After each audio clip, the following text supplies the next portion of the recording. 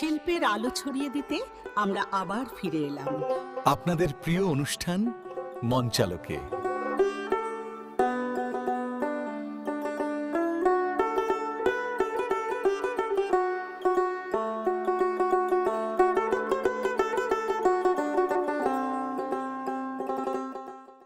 প্রিয় দর্শক মণ্ডলী, মঞ্চালোকের পক্ষ থেকে শুভেচ্ছা ও অভিনন্দন। আমরা কথা বলবো থিয়েটারে এই কাল সেকাল নিয়ে। আমরা বিশ্বাস করি থিয়েটারের বিবর্তনের গল্প আপনাদের কাছে তুলে ধরা এবং একই সাথে থিয়েটার কর্মীদের ভাবনা, সৃজনশীলতা ও ওদের পরিকল্পনাগুলো আপনাদের কাছে শেয়ার করা। প্রিয় দর্শক, আমরা বিশ্বাস করি থিয়েটার কেবলই বিনোদন নয়, থিয়েটার হচ্ছে সমাজ ও সংস্কৃতির প্রতিচ্ছবি। ইতিবাচক পরিবর্তনের মধ্য দিয়ে তরুণ প্রজন্মের কাছে থিয়েটারের গুরুত্ব তুলে ধরাই আমাদের একমাত্র দায়িত্ব। প্রিয় দর্শক, তারই আলোকে আজকে আমাদের স্টুডিওতে উপস্থিত আছেন আমাদের প্রিয় মুখ, আমাদের নাট্যজন, আমাদের প্রিয়জন মোহাম্মদ আলী টিটু ভাই, সভাপতি কথক নাট্যমঞ্চ। টিটু ভাই, স্বাগত আপনাকে মঞ্চালোকে। মঞ্চালক আপনাকেও স্বাগত জানাচ্ছি। টিটু ভাই, দীর্ঘদিন থিয়েটার করছেন, এই থিয়েটারের অনুপ্রেরণাটা আপনি কখন আপনার তৈরি হলো? না আসলে সত্যি কথা বলতে আমি থিয়েটার কখনো করব এটা আমার কলিকালেও চিন্তা করিনি মানে আমার ধ্যান ছিল খেলাধুলা। আচ্ছা, থিয়েটার আমি কখনো এই ধরনের ছিলাম না এবং একসময় পাড়ায় সামাজিক সাংস্কৃতিক সংযোগ করতাম, কিন্তু এই নাটক, গান, বাদ্য এগুলি বাইরে ছিলাম। আমার কাজ ছিল সাংগঠনিক। কিন্তু মিরাকেলি আমার বন্ধু, সেও নাট্যকর্মী, শাহিন চৌধুরী, সে তো আমার আগে থেকে নাটকে জড়িত ছিল। তাদের একটি উৎসবে, হাসমি নাট্য উৎসব 1990-এর প্রথম দিকে, ওখানে যাওয়ার পর ওদের সাথে ছিলাম 2-3 দিন। এরপর আমি শ্রদ্ধাভাজন স্মরণ করছি সুবর্ণময় ভট্টাচার্যকে, ওনার আমার প্রথম নাট্যগুরু। উনি বললেন, আসেন আমরা দেখেন আমরা কি করি। এই তখন যাত্রা শুরু। এখন এটাই আপনার উপরে ভূতটা চাপিয়ে দিল আপনার বন্ধু। উনি বললো, বন্ধুরা আসতে বললো, কিন্তু শোভনদার সাথে কথা বলে এবং এখানে কিছুদিন কাটানোর পর আমার মনে একটা ইয়েলো যে থাকি না, পরে দেখে এটা একটা নেশা হয়ে গেল আমার। কিন্তু খেলাধুলা কিন্তু আপনার প্রথম প্রায়োরিটি ছিল। হ্যাঁ, সেই থেকে আপনি এটা চেঞ্জ হলো যে কারণ ইন্টারমিডিয়েট পর আমি আর খেলাধুলা কন্টিনিউ করতে পারিনি। কারণ আমার সব বাবা মায়ের যেটা থাকে, সায়েন্সে পড়তে হবে, ডাক্তার ইঞ্জিনিয়ার হতে হবে, আমার বাবা মায়েরও সেটা ইচ্ছা ছিল, যদি আমি সেই লাইনে যেতে পারিনি। তো পরে যখন ওদিকে হয় নাই, ইন্টারমিডিয়েট পর থেকে আর খেলাধুলাগুলো হয়নি। পরে আমি থিয়েটার জয়েন করি, তখন কিন্তু আমি গ্র্যাজুয়েশনের স্টুডেন্ট, আমি একদম ম্যাচিউর এক অবস্থায় থিয়েটারে জয়েন করি। জয়েন করার পরেই আসলে যখন কিছুদিন কাটলাম, তখন আসলে ভালো লেগে গেলো যে এটা না থাকি না কিছুদিন, থাকতে কিছুদিন এই কিছুদিন করতে করতে আজকে 38 বছর প্রায় হয়ে যাচ্ছে।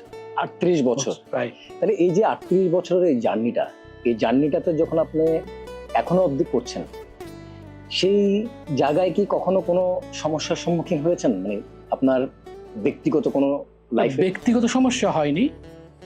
আমি প্রথমে বলছি, আমার পরিবার কিন্তু এটাতে রাজি ছিল না। তো যখন প্রত্যেক পরিবারে চায় গ্র্যাজুয়েশন করার পর একটা ছেলে চাকরি করবে, এসে করবে, তো চাকরির বাজার তো না। তখন আমি যখন নাটক করছি, সবার একটা ধারণা ছিল যে এটার জন্য মনে হয় আমি চাকরি বাকরি করছি না, মানে ছেলে বাউন্ডলে যাচ্ছে ওরা। এবং আমার বিভিন্ন আত্মীয় স্বজন, আমার বাবা মা তো বুঝাইতো, আত্মীয় স্বজনকে দিয়ে বুঝাইতো যে তোমার বাবা মা, তখন আমার বাবা আবার 90-তে রিটায়ার করলো, তো এই যে তোমার বাবার একটা তোমার দায়িত্ব। তো আমিও শুনতাম, ওদের কোনো জবাব দিতাম না, আমি আমার কাজ করে যেতাম। এমনও হয়েছে যে আমি নাটকের রিহার্সাল থেকে আসছি, তখন তো আপনিও জানেন, আমরাও জানি, তখন তো নাটকটা তো ইজি ছিল না। সারা রাত মঞ্চে রেডি করে বাসায় আসতে হতো। অনেক সময় আমি 11টা-12টার সময় আসে বলতাম যে বিয়ে খেতে গেছে বন্ধুর বোনের বিয়ে, রাতে আর খাইনি, কারণ নাটকের জন্য বললো তো হবে না, সেই জন্য বলতাম যে বন্ধুর বোনের বিয়ে ছিল, ওখান থেকে আসছি, খাবো না, এরকম সময় হয়ে গেছে। কিন্তু থিয়েটার কি আপনাকে, এই যে আজকে 38 বছর, থিয়েটার কি আপনাকে সমৃদ্ধি করেছে, এটা আপনি কি মনে করেন? অবশ্যই। আমি যেটা মনে করি, এক সময় আমি বলি, আমি কখনো মঞ্চে দাঁড়িয়ে 2 লাইন কথা বলবো, এটা আমি বলতাম, আমার বন্ধু বান্ধবদের বলতাম আমাকে সব কাজ দাও, কিন্তু ডায়াসের কোনো কথা বলতে পারবো না। ডায়াসে কোনো বক্তৃতা দেওয়ার জন্য আমাকে দিবে না, অন্য সব কাজ আমাকে দাও। সেই মানুষ, আমি যখন প্রথমে থিয়েটার করি, এই একটা নাটক করার পর 3 দিন আমি কথা বলতে পারতাম না, আমার গলাতে কোনো স্বর বেরোতো না। আচ্ছা, কারণ যেহেতু তখন আমি গলা দিয়ে কথা বলতাম।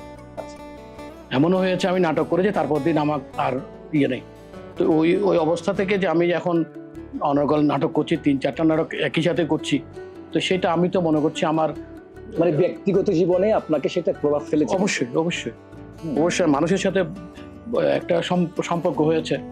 যদিও এইটার জন্য আত্মীয় স্বজন আমাকে একটু করে করতো তখন, যে আমি এই জন্য আত্মীয় স্বজনের বাসায় যাই না বা করি না, কিন্তু এখন কিন্তু তারা এটা নিয়ে অনেকেই প্রাউড ফিল করে এবং অনেকেই টেলিফোন করে এবং বিভিন্ন জায়গায় তাদের আত্মীয় স্বজনকে বলে, কোনো একটা নাটকের কেউ গেলে বলে যে আমার মামাও তো নাটক করে বা আমার ভাইও তো নাটক করে। থিয়েটার করতে এসে আপনি পারিবারিক যে অনুষ্ঠানগুলো আছে সেগুলোতে আপনি অ্যাটেন্ড করতে পারতেন না? অনেক তখন পারতাম না, অনেক ডিউ টু আপনার থিয়েটার। হ্যাঁ থিয়েটার। এমন হলো যে আমি যে একটা বিয়ে সেদিন আমার নাটক, তো আর তো যাওয়ার সুযোগ নেই। তাই হয়তো অনেকে বুঝতো না। এই যে থিয়েটারে এসে আপনি যে মনে করেন পরিবারের একটা প্রোগ্রাম কিন্তু পরিবারের কাজ ফেলে থিয়েটারে যে এসে আপনি যে নাটক করছেন, এটার মানে কোনো দায়বদ্ধতার জায়গা থেকে কি আপনি মানে কোনো কমিটেড আপনি এই জায়গায়? কমিটেড না, আসলে আমি যেটা মনে করতাম, যেহেতু থিয়েটার করছি আমার জন্য তো অনেকে আছে, অনেকে ওয়েট করবে। এখন আমি না গেলাম হয়তো কিছু ক্ষতি হবে না, কিন্তু একটা দলের একটা কমিটমেন্ট তো নষ্ট হয়ে গেল। আমি সেটাকে খুব গুরুত্ব দিতাম এবং আমি সবসময় চেয়ে, আমি কখনো আমার রিহার্সালে আমি কখনো আমার আগে যে বসে থাকতাম দরকার হলে আমি এখনো পর্যন্ত এটা মেনটেন করি। এখন আমি একটা দলের প্রধান হলো আমি সবার আগে যাই, কারণ আমি চাই না যে আমার জন্য কেউ বসে থাকে। এটা আমি এখনকার যারা আসছে তারা কি এই আপনার এই চিন্তার যে জায়গা, কমিটমেন্টের জায়গা, সেই জায়গা সেইটাই তো না। এখন থিয়েটার তো আমি যেটা এখন বিশ্বাস করি, আমার আসলে মনে হয়েছে আমরা থিয়েটার করে আমি 2 বছর পরে স্টেজ উঠছি। জি 89-তে আমি শেষের দিকে, 90-এর প্রথম দিকে, আমি 91-এর এই প্রায় মার্চ কি এপ্রিলের দিকে আমি মঞ্চে উঠি। জি মানে 1.5 বছর। আর এখন তো সে মানে ছেলেকে আনা হচ্ছে, যে ছেলে নাই দলে, এই দলকে দিয়ে নাটক করতে, ফলে ওদের কাছে যে নাটকটা খুব ইজি মনে হচ্ছে। আমি বিভিন্ন নতুন ছেলে অনেকের সাথে কাজ করেছি, তাদের কাছে মনে হচ্ছে যে নাটকটা এটাকে করতে হয় নাকি, তো গানটা শিখতে হয়, নাচটা শিখতে হয়, নাটকটা শিখতে হয় না। এটা করলে হয়ে যায়। ওরা এটা বুঝে না যে থিয়েটার একটা মানুষকে ব্যক্তিগত জীবনে খুব ঋদ্ধ করে। অবশ্যই সেটা সে ভাবছে না, কারণ সেই ক্রিটিক্যাল মোমেন্টে সে দেখে না থিয়েটার। এটার কারণটা আপনার কাছে কি মনে হয়? ও বললাম যে তার কাছে আমি যেটা বলে সেটা কি, মানে দায়বদ্ধতাটা নাই, আর ও মনে হচ্ছে না থিয়েটারটা তো এত কঠিন কোনো জিনিস না। আমি দাঁড়ালাম, ডায়লগ বললাম, হলো, গানটা শিখতে হবে, তালের ব্যাপার আছে, কিন্তু এই থিয়েটার যে গান, তাল, লয়ের, ছন্দের একটা মিশ্রণ, এটা অনেকেই জানে।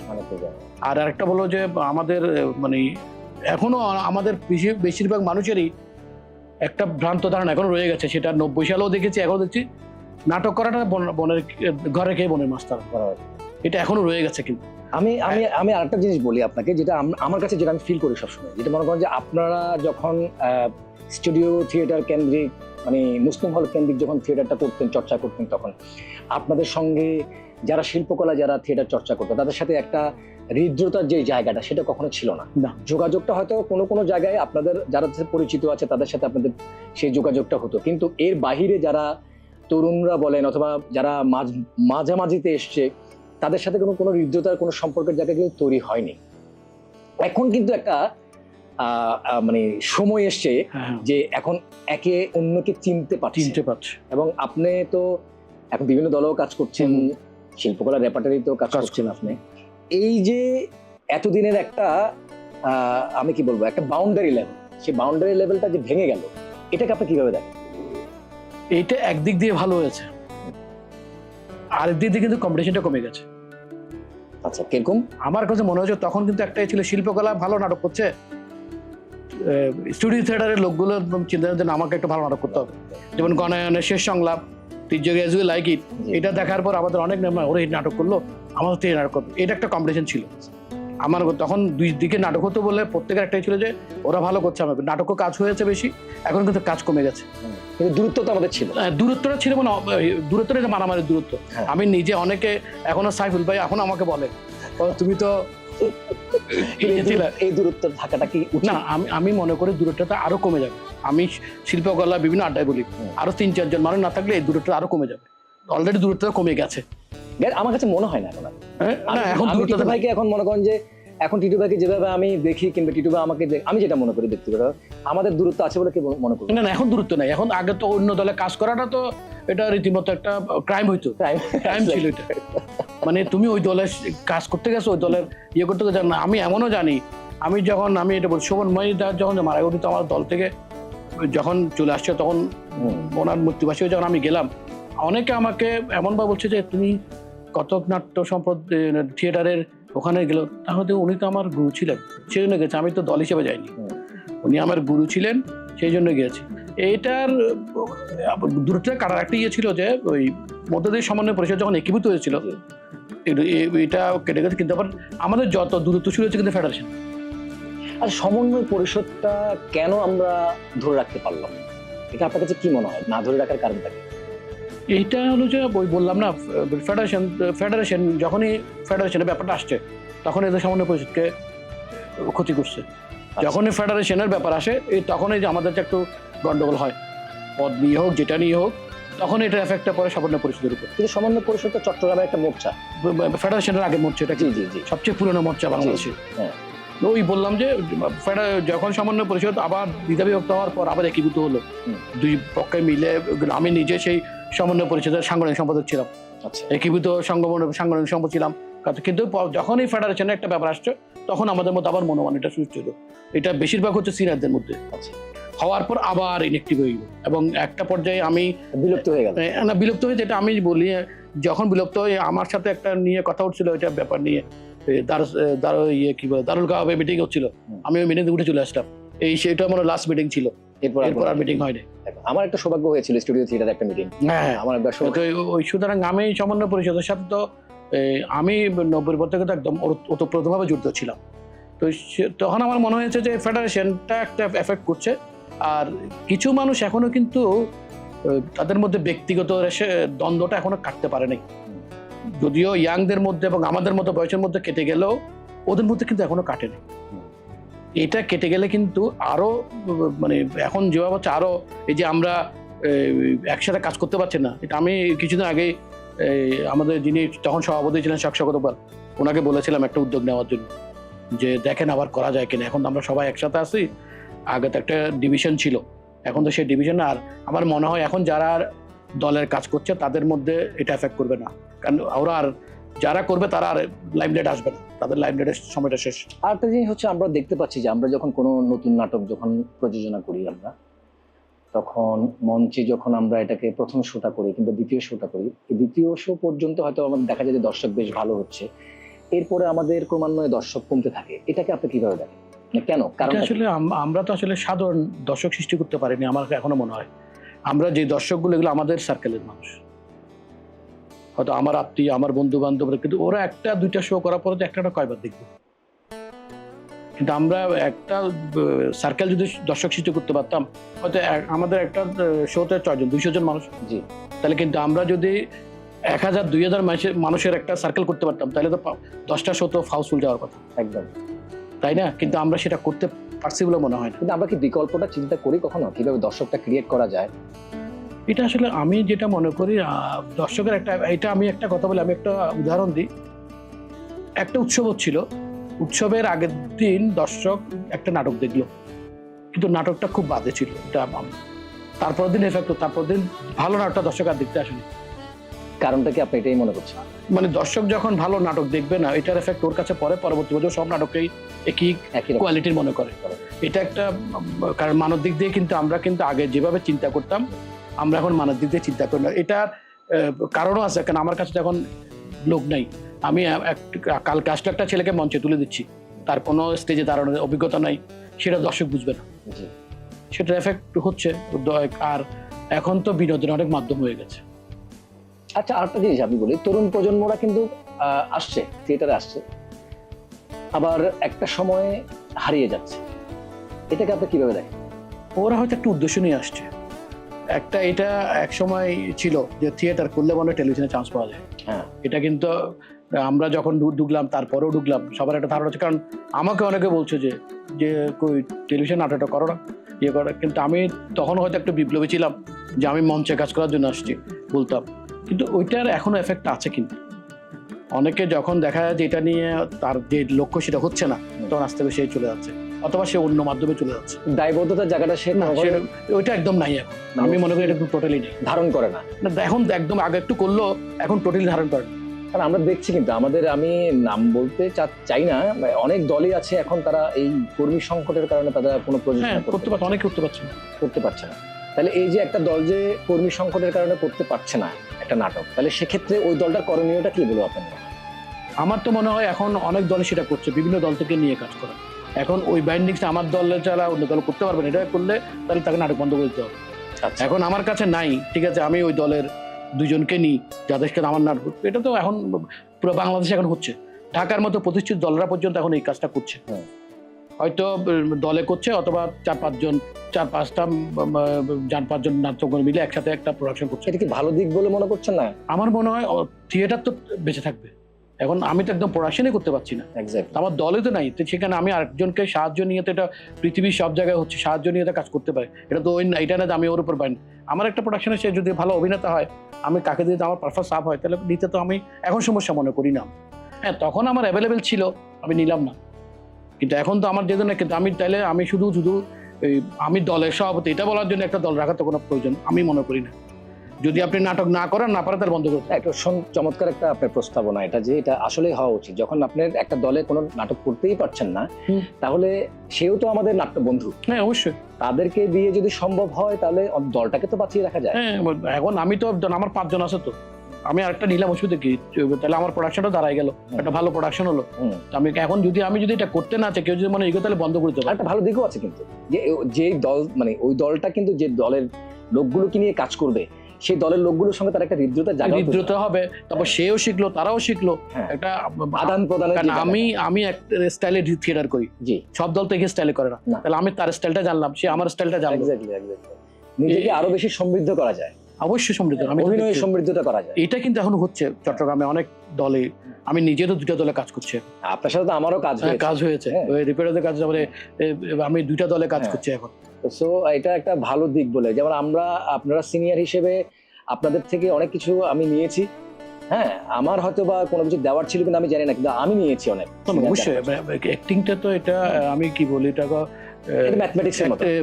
এটা আমি সিনিয়র বলে যে সবকিছু জানবো সে নেই, অনেকের অভিনয় ক্ষমতা হয়তো আমার থেকেও বেশি আছে, আমি তার থেকে অভিনয়টা জানলাম, আলাপ করলাম, সে হয়তো আমার থেকে কিছু জানলো। এটা তো আসলে আলাপ আলোচনার মধ্যে যতটুকু শেখা যায়, আমি তো বই খাতা কলমে কিন্তু ততটুকু শেখা যায় না। আমি মঞ্চে অভিনয় করে যতটুকু দিব, আমার ডেলিভারিটা মানুষ পছন্দ করছে কিনা, আমি হয়তো অনেক চমৎকার কথা বলছি, কিন্তু মঞ্চে দেখছে আমি কথা বলার স্টাইলটাই আলাদা, তো অনেকে তো এটা পছন্দ নাও করতে পারে। সেজন্য ভালো ডিরেক্টর ভালো অভিনেতা যেমন হয় না, ভালো অভিনেতা ভালো ডিরেক্টর হয়। আপনি যখন ডিরেকশনে কাজ করেন, তখন আপনি কোন ধরনের স্ক্রিপ্টটাকে আপনি সবচেয়ে বেশি প্রাধান্য দেন? আসলে এখন তো যেই প্রেক্ষাপট হয়েছে, এখন তো আমি ক্যারেক্টারের কারণে 3-4 জনের বেশি ক্যারেক্টার বাইরে আমি এখনো পর্যন্ত যেতে পারিনি। আমার যে নাটকটা আমি করেছি সেটা 1-2 জনের ক্যারেক্টার, তারপর একটা 3 জনের ক্যারেক্টার। এখন নতুন যে নাটক আমি করছি ওটা 4 জনের ক্যারেক্টার। তো আমি তো ওই সাহস আর করতে পারছি না, 4 জনকে ধরে রাখা আমার জন্য। হ্যাঁ, তো এখন 4 জনের ক্যারেক্টার যখন নাটক করছে, আমাকে অ্যাক্টিং এর বেস নিতে বাধ্য হচ্ছে, কারণ আমার ওখানে গিমিক করার কোনো সুযোগ নাই, গিমিকের কোনো সুযোগ নাই, বা গান বা নাচ এগুলো দিয়ে আমি একটা নাটক আমি ফোকও করতে পারছি না, কিছু করতে পারছি না। এখন আমাকে যেতে হচ্ছে অ্যাক্টিং ওরিয়েন্টেড নাটকের মধ্যে, এবং সেভাবেই করছি আমি।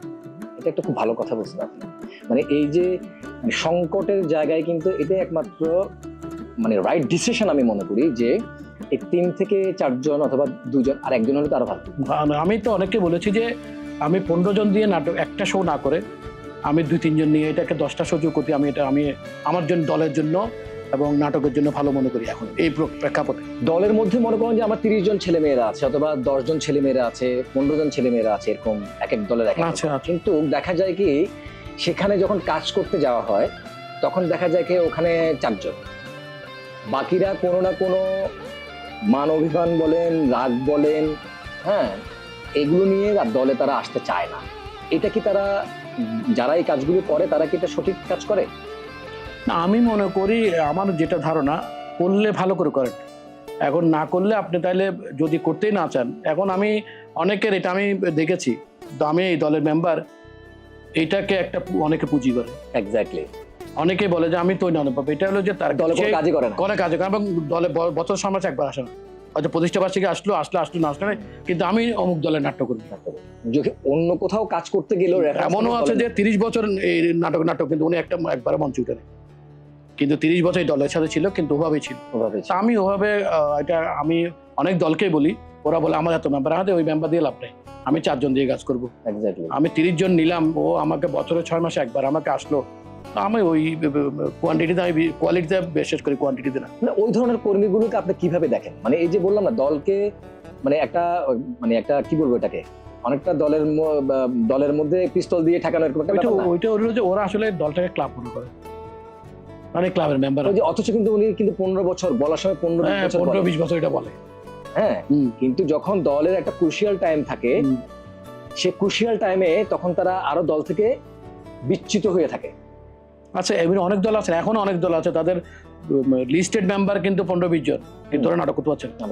কারণ নাটকের সময় ছেলেটা দেয় না, যখন নাটকের কথা বল তখন সে আর সময় দিতে পারে না। কিন্তু ও ক্লাব মেম্বার বিভিন্ন অনুষ্ঠানে যাচ্ছে, দলের বিভিন্ন ধরনের সামাজিক অনুষ্ঠান যেগুলোতে যাচ্ছে, কিন্তু নাটকের সময় সে সময় দিতে পারছে না। সেক্ষেত্রে অনেক সময় দেখা যায় দলের ভাঙনটা তৈরি হয়। হ্যাঁ, দলের একটা বিচ্ছিন্নতার জায়গা, বিশৃঙ্খলতার জায়গা তৈরি হয়। সেরকম দল মনে করেন যে দলটাকে ভেঙে সে আরেকটা দল করা, সেটাকে আপনি কিভাবে দেখেন? আসলে যদি কাজ করার জন্য ভাঙে তাহলে ঠিক আছে, ভাঙার জন্য ভেঙে তো লাভ নেই। এখন আমি ভেঙে ফেললাম, আমি কিছুই করছি না, ওখান থেকে কিছু ছেলে নিয়ে আসলাম, আমি নিজেও কাজ করছি না, ওরাও কাজ করতে পারছে না, এইটাতে লাভ। যদি ভাঙা থেকে মতের মিল হতে পারে, অমিল হতে পারে, কিন্তু আমি যদি কাজে থাকি তাইলে ঠিক আছে, আপনার যখন হচ্ছে না আমি আলাদাভাবে কাজ করছি, কিন্তু না কাজ করতে আমিও করবো না, তাকেও করতে দিব না, এই মেন্টালিটি যাদের কাছে, তাদেরকে আমি আসলে মন থেকে সাপোর্ট করতে পারি না। মানে এটা তো সমর্থন করেন না? এটা অবশ্যই, এটা স্বাভাবিক, আমরা কেউ সমর্থন করি না, মতের অমিল হতে পারে, কিন্তু তুমি আলাদা হয়ে কাজ করো, কিন্তু আলাদা হয়ে গেলাম, কাজ করলাম না, তা আমিও কাজ করলাম, কাউকে আরো আমার পরিচিত যারা দিয়ে তাদেরকে কাজ করতে দিলাম, সেটা তো আসলে কোনো সৃজনশীল কাজের ক্ষেত্রে ভালো দিক না। কখনোই না, এটা আমরা কখনো আশাও করি না। আমরা চাই যে একটা দল খুব সমৃদ্ধির সাথে যেন বেঁচে থাকে, কাজের মধ্যে দিয়ে অবশ্যই বেঁচে থাকে, এটা আমরা সবসময় প্রত্যাশা করি প্রত্যেকটা দল থেকে, ভাঙার কখনো পক্ষে না। কারণ বছর বছর প্রতিষ্ঠা, মানে আমার এত বছর হলে এটা হচ্ছে আমি কি কাজ করলাম সেটা ইম্পর্টেন্ট বেশি। আমি খুব কম সময়ে বাঁচলাম, কিন্তু কাজ করলাম বেশি, কিন্তু অনেক সময় বাঁচলাম কিছুই করলাম না। এটাতে কোনো প্রাপ্তি নাই, মানে প্রাপ্তি, সৃজনশীল কাজে কোনো প্রাপ্তি নেই। এমন হয়তো প্রাপ্তি আছে, আমি অনেক, কিন্তু সৃজনশীল কাজের ক্ষেত্রে আমার কাজটাই সবাই আগে পরে দেখবে।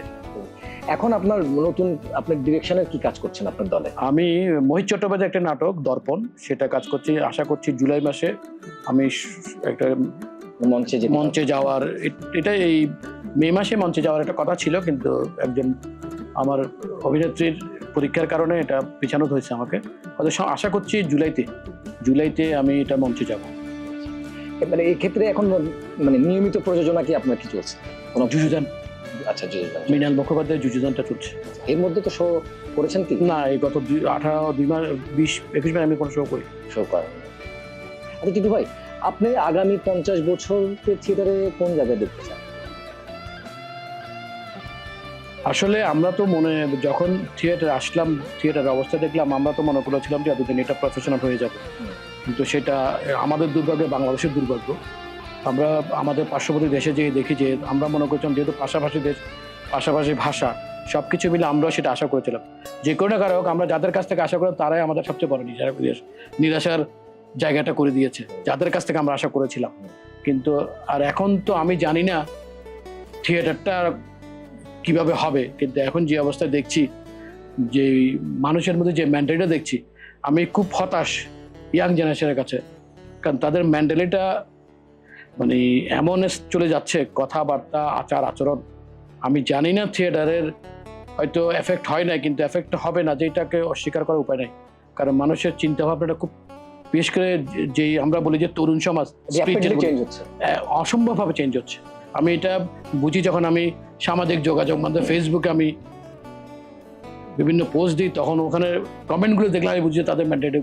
আমার দলে কাজ করতো, এক সময় নাটক করতো, তার মেন্টালিটি এখন যে অবস্থায়, সে আমাকে অলরেডি কতগুলো আমি তাকে ব্লক করে দিয়েছি।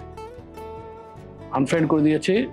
মানে এত র্যাপিডলি সেই মানে খুব বাজে।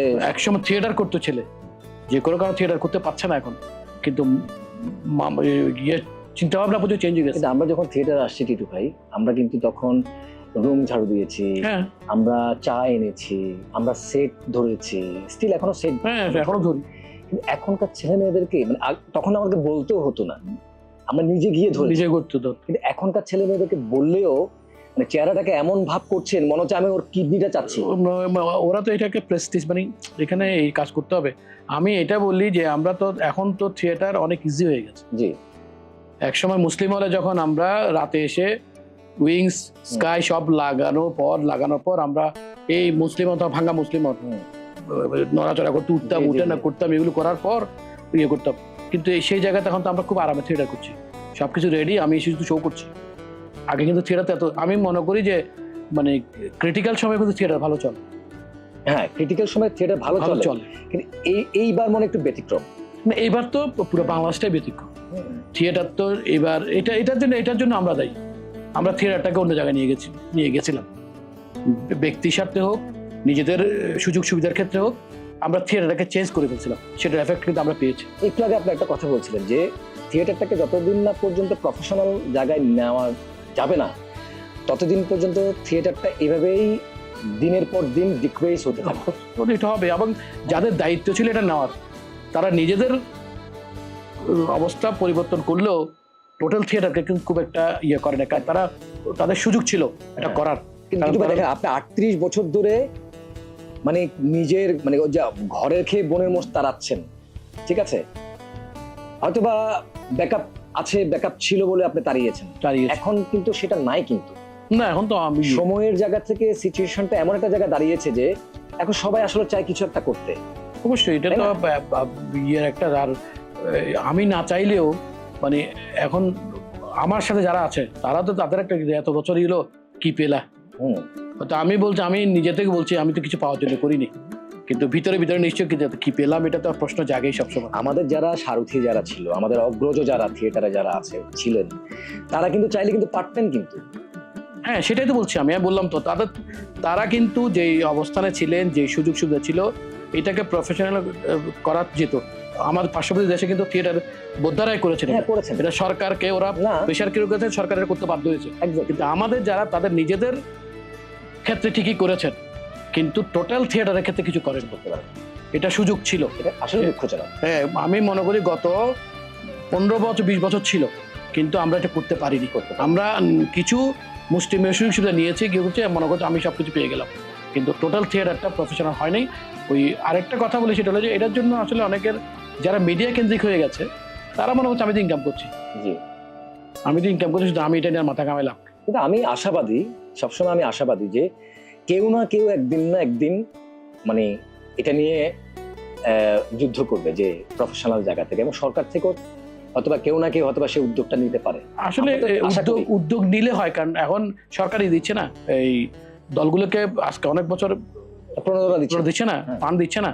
তাহলে এই জায়গায় যদি, এবং সরকার কিছু কিন্তু এটাকে অন্যভাবে দেয়, দুস্থ নাট্যকর্মী সংস্কৃতি কর্মী হিসেবে একটা ভাতা দিত, কিন্তু তো ওইটাকে যদি একটু আমি মডারাইজ করে আমি করতে পারতাম, তাহলে আমরা পারতাম। সরকার যদি আমরা একটা প্রবোধ দিতে পারতাম যে এটাকে প্রফেশনাল যারা রেগুলার থিয়েটার করে তাদেরকে আমরা এটা দেবো, সরকার থেকে দেবে, সরকার যাচাই করে কেউ করছে কিনা। এক্স্যাক্টলি, এটা একটা জিনিস হতে পারে। মনে করেন যে মানে আপনি যে প্রতি বছর যে কাজটা করছেন, আপনার থিয়েটারের যে নতুন নাটকের শো কিংবা কর্মশালা, যা যা কাজগুলো করছেন, টোটাল যে টাকাটা, অর্থটা আপনার ব্যয় হচ্ছে, সেই অর্থের ব্যয়ের একটা হিসেব গভর্নমেন্টকে দিলেই, গভর্নমেন্ট যদি ওই টাকাটা আপনাকে রিটার্ন করে, আপনি ওটা কিন্তু রিকভার হয়ে যাচ্ছে। তো এটা সিম্পল, আমরা এখন দল হিসেবে দিচ্ছি না, তখন ব্যক্তি হিসেবে দিত।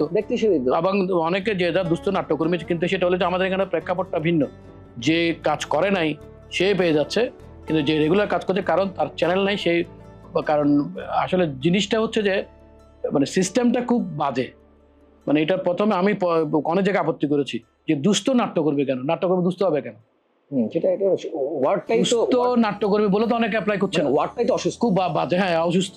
তাহলে এটার মধ্যে অনেকে অ্যাপ্লাই, সে অনেকে অ্যাপ্লাই করছে না, কারণ আপনি এটাকে নাট্যকর্মী প্রণোদনা বলেন, 10,000 টাকা দেন বছরে, 50,000 টাকা দেন, 20,000 টাকা দেন, কিন্তু এটাকে দুস্থ নাট্যকর্মী মানে আমি অসহায়, আমি নাট্যকর্মী তো অসহায় হতে পারে না। এত বছর ধরে আপনি 38 বছর থিয়েটার হ্যাঁ। করছেন না? তো ওই ওই ওই কারণে এগুলো আসলে, কিন্তু আমাদের যারা মাস্টার মাইন্ড যারা আছে, যারা থিয়েটারে আমরা প্রাণ পুরুষ বলতাম, যারা থিয়েটারের আইডল বলতাম, তারা কিন্তু এটা নিয়ে খুব একটা কাজ করেছে বলে আমার মনে হচ্ছে না। করলে তো হতো। করলে আজকে থিয়েটার চলতো, এবং আমরা যে গত 2 বছর একটা ক্রান্তি লগ্নে ছিলাম, জি। সেই লগ্নটা হতো না বলে আমার মনে হয়। আরেকটা জিনিস টিটু ভাই, আপনি কি মানে আমার সাথে একমত কিনা, সেটা হচ্ছে যে কি থিয়েটারটা কিন্তু একটা জায়গার মধ্যে আবদ্ধ হয়ে আছে, হ্যাঁ, একটা একদম। গণ্ডির মধ্যে রেখেছে। একদম একদম এটাকে কি আরো ছড়িয়ে দেওয়াটা কি প্রয়োজন বলে মনে করেন? অবশ্যই। আমরা তো এখন থিয়েটার তো এখনো এলাকা ভিত্তিক, বা একটা যেমন আমরা থিয়েটার বলতে এখন টিআইসি, শিল্পকলা, এর বাইরে কি থিয়েটার গেছে? যায়নি। এলাকা ভিত্তিক যে একটা চালু হয়েছিল, কিন্তু আমি আমার এলাকায় সেবানিকেতন একটা সংগঠন ছিল, আমরা ওখানে কিন্তু প্রতি বছর নাটক করতাম। বাৎসরিক যে প্রোগ্রাম হতো, আমি দীপকদার আজকের সমাচার একটা নাটক ছিল হাগাচাকা, আমি প্রথম অভিনয় আমার ওইটা। এখন তো সেটাও বন্ধ হয়ে গেছে। মানে আমার কথা থানা ওয়াইজ, এলাকা বেসিস, স্কুলে, কলেজ, ইউনিভার্সিটিতে যদি প্র্যাকটিসটা যদি প্রতিনিয়ত থাকে, আমার মনে হয় যে থিয়েটারটা আরো একটু বেশি গর্জে উঠবে বলে আমার। অবশ্যই অবশ্যই এটা, কারণ এখন তো আমি আমার সার্কেলের শিল্পকলা আসতে আসছে এখানে নাটক হচ্ছে, কিন্তু এটা থেকে 2 কিলোমিটার পরে গেলে তোরা জানছে না, আর এখানে জানছে না। নাটক জানছে না। আর আপনি আরেকটা যে মনে করেন যে পতাঙ্গায় থাকে, তার পক্ষে কি সম্ভব শিল্পকলা বেশি নাটক করা? বা যে উত্তরা থাকে, যেমন ঢাকা শহরে মহিলা সমিতি বা ইয়েতে নাটক কম, ওরাই বলছে যে আমি যদি নাটক দেখতে যাই 8টা বাজে, আমাকে বেরোতে হবে 5টা বাজে বা 4টা বাজে। দর্শক আসবে ও চিন্তা করা যাবে না, আমি দর্শকের কাছে যাবো, ওইটাকে চিন্তা করতে। এখন তো মার্কেটিং তো ওইটাই, এখন মার্কেটিং তো ওরা হচ্ছে না, মানুষ উন্নত চলে যাচ্ছে মানুষের কাছে। না, ওটা শুরু থেকে হওয়া উচিত ছিল, কিন্তু হ্যাঁ অবশ্যই। তাহলে আজকে এই জায়গায় কিন্তু আমরা থাকতাম না। আমরা ওটা চিন্তাও করিনি, চিন্তা করি না, চিন্তাও সেটাই বলছি আমরা। চিন্তাই এটা করিনি। কিন্তু চিন্তা করার সময় এসেছে কিন্তু এখন। অবশ্যই এখন তো আর যদি এটা না করে তা আগামীতে তো এখন তো একটা দুইটা শো মানবে বলে মনে হয় না। একটা দুইটা শো তো আমি দর্শক পাচ্ছি, প্রথম শোতে দর্শক পাবো না। কারণ থিয়েটার বিমুখ হয়ে গেলে মানুষ, তাইলে তো সে আর ও যখন বিনোদন আরেকটা ক্ষেত্র বের করে ফেলবে, সে তো আর আসবে না। আরেকটা জিনিস হচ্ছে যে কি, মনে করেন আপনারা তো আপনি এবং ভাবি দুজনেই থিয়েটারের কর্মী, একসাথে আপনারা থিয়েটারে কাজ করেন। তো এইটা কি ভাবি কি বিয়ের পরপরই আপনার দলে যুক্ত হয়েছে? না ও তো একদম ক্লাস ম্যাট্রিক পরীক্ষার সব থেকে কথক নাট্য সম্প্রদায় জড়িত। আচ্ছা। হ্যাঁ, ওর মেজো ভাইও কাজ করতো আমাদের দলে এক সময়। প্রায় 20-30 জন ছেলে আসছিল একসাথে। আচ্ছা। এবং ওর ভাইয়ের বন্ধু বান্ধব ছিল 8-10-12 জন প্রায়। জি। ওর মেজো ভাইও কাজ করতো কথক নাট্য সম্প্রদায়ে, পরে কন্টিনিউ করতে পারেনি। ওদের মাধ্যমেই ও ঢুকছে আমাদের দলে।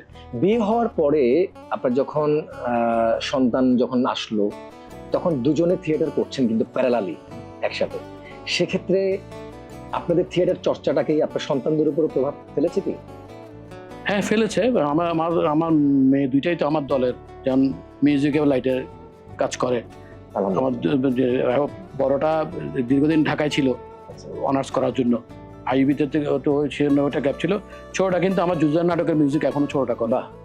তো কিন্তু ওরা কিন্তু ওদের মধ্যে খুব আগ্রহটা ইয়ে নাই। ওরা শিল্পকলায়, শিশু একাডেমিকে নাচ গান দুইটাই কিন্তু 4 বছরের কোর্স কমপ্লিট করছে দুইজনই।